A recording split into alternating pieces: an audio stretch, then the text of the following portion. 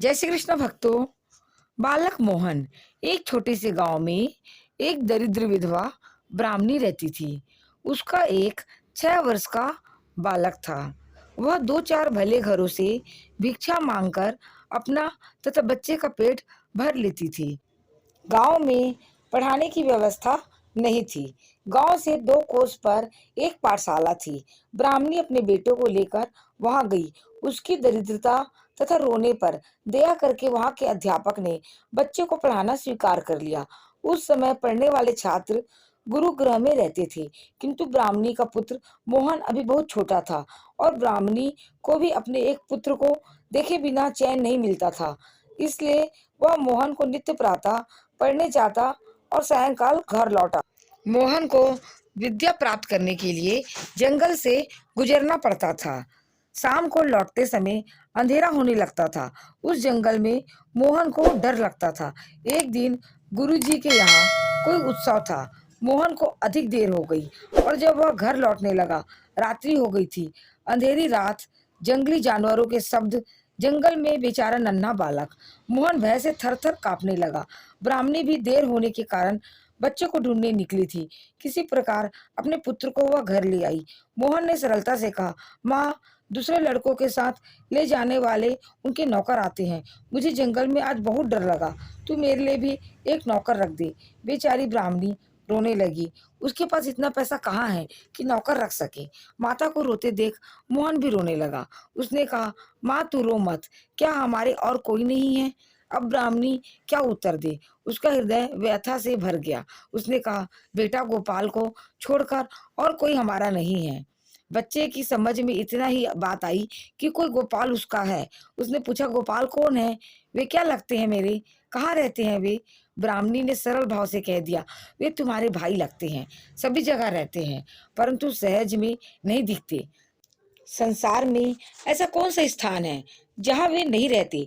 लेकिन उनको तो देखा था ध्रुव ने, प्रहलाद ने, गोकुल के गोपों ने। बालक की समझ में आए ऐसी बातें ये नहीं थी। उसे तो अपने गोपाल भाई को जानना था। वह पूछने लगा, गोपाल मुझसे छोटा है या बड़ा? अपने घर आते हैं या नहीं? माता ने उसे बताया, तुमसे वे बड़े हैं और घर भी आते हैं, पर हम लोग उन्हें देख नहीं सकते। जो उनकी पाने के लिए व्याकुल होता है, उसी के पुकारने से वे उसके पास आते हैं। मोहन ने कहा, जंगल में आते समय मुझे बड़ा डर लगता है। मैं उस समय खूब व्याकुल हो जाता हूँ। वह पुकारूं तो क्या गोपाल भाई आएंगे? माता ने कहा, तू विश्वास के साथ पुकारेगा तो अवश्य वे आएंगे। मोहन की समझ में इतनी बात आ गई कि जंगल में अब डरने की आवश्यकता नहीं है। डर लगने पर मैं व्याकुल होकर पुकारूंगा तो मेरा गोपाल भाई वहां आ जाएगा।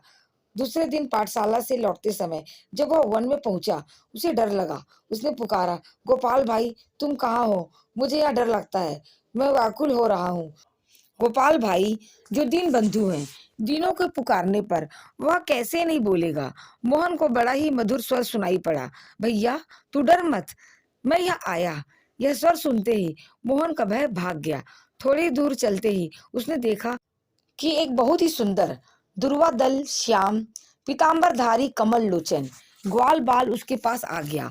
वृक्षों के बीच में से निकलकर वह हाथ पकड़कर बातचीत करने लगा, साथ साथ चलने लगा, उसके साथ खेलने लगा। वन की सीमा तक वह पहुंचाकर लौट गया। गोपाल भाई को पाकर मोहन का भय जाता रहा। घर आकर उसने जब माता को सब बातें बताई, तब वह ब्राह्मणी हाथ जोड़कर गदगद हो अपने प्रभु को प्रणाम करने लगी। उसने समझ लिया कि जो दयामय द्रौपदी और गजेंद्र की पुकार पर दौड़ पड़े थे, मेरे भोले बालक की पुकार पर भी वही आए थे। अब मोहन वन में पहुंचते ही गोपाल भाई को पुकारता और वे झट आ जाते। एक दिन उसके गुरुजी के पिता के श्राद्ध का आयोजन पाठशाला में होने लगा।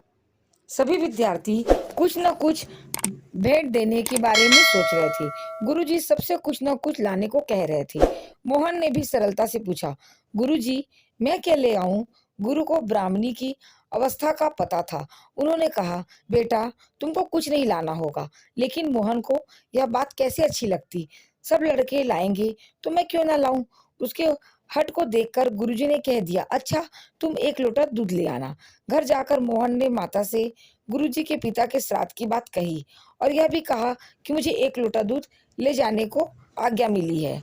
ब्राह्मणी को मांगने पर भी दूध कौन देता। लेकिन मोहन ठहरा बालक, वह रोने लगा। अंत में माता ने उसे समझाया, तू गोपाल भाई से दूध मांग लेना, वे अवश्य प्रबंध कर देंगे। दूसरे दिन मोहन ने जंगल में गोपाल भाई को जाते ही पुकारा और मिलने पर कहा, आज मेरे गुरु के पिता का श्राद्ध है और मुझे 1 लोटा दूध ले जाना है। माँ ने कहा है कि गोपाल भाई से मांग लेना, सो मुझे तुम 1 लोटा दूध लाकर दो। गोपाल ने कहा, मैं तो पहले से यह लोटा भर दूध लाया हूँ, तुम इसे ले जाओ। मोहन बड़ा प्रसन्न हुआ। पाठशाला में गुरुजी दूसरे लड़कों के उपहार देखने और रखवाने में लगे थे। मोहन हंसता हुआ पहुंच गया। कुछ देर तो वो प्रतीक्षा करता रहा कि उसके दूध को भी गुरुजी देखेंगे, पर जब किसी का ध्यान उसकी ओर नहीं गया तब वह बोला, गुरुजी मैं दूध लाया हूँ। गुरुजी ने कोई उत्तर नहीं दिया और मोहन कई बार उन्हें स्मरण दिलाया, तब झुंझलाकर बोले, जरा सा दूध लाकर, यह लड़का कान खाए जाता है, जैसे इसने हमें निहाल कर दिया। इसका दूध किसी बर्तन में डालकर हटाओ इसे यहाँ से।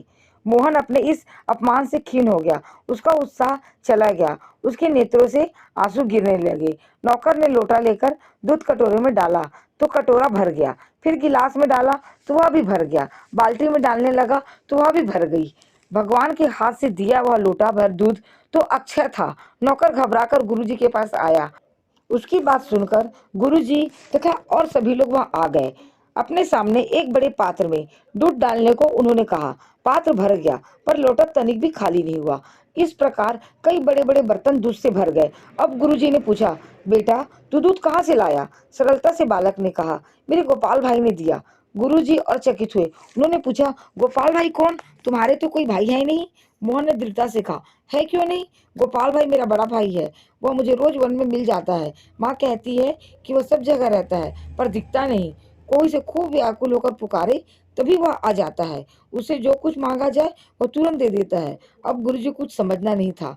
मोहन को उन्होंने हृदय से लगा लिया। उस दूध से श्राद्ध में खीर बनी। ब्राह्मण उसका स्वाद का वर्णन करते हुए तृप्त नहीं होते थे। गोपाल भाई के दूध का स्वाद स्वर्ग के अमृत में भी नहीं है। श्राद्ध समाप्त हुआ। संध्या को सब लोग चले गए। मोहन को गुरुजी ने रोक लिया था। अब उन्होंने कहा, बेटा मैं तेरे साथ चलता हूँ, तू मुझे अपने गोपाल भाई के दर्शन करा देना। मोहन ने कहा, चलिए, मेरा गोपाल भाई तो पुकारते ही आ जाता है। वन में पहुंचकर उसने पुकारा। उत्तर में उसे सुनाई पड़ा, अब तुम अकेले तो नहीं हो, तुम्हें तो डर लगता नहीं, फिर मुझे क्यों बुलाते हो? मोहन ने कहा, मेरे गुरुजी तुम्हें देखना चाहते हैं, तुम जल्दी आओ। गोपाल भाई आ तो गए झटपट, पर आए वो मोहन के लिए। जब मोहन ने गुरुजी से कहा, आपने देखा मेरा गोपाल भाई कितना सुंदर है?